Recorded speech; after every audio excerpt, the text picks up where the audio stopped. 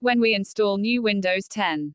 Then some desktop icon like this PC, network, control panel and user disappeared. To view all these hidden icons, right-click the desktop. Then select Personalize.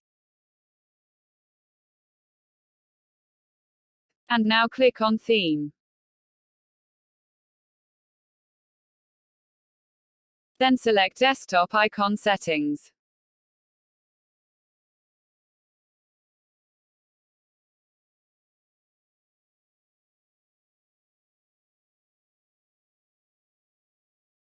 And choose the icons you would like to have on your desktop, then select Apply and OK.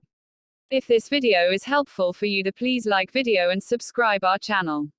If you have any other suggestion, please feel free to leave a comment below. Thanks for watching.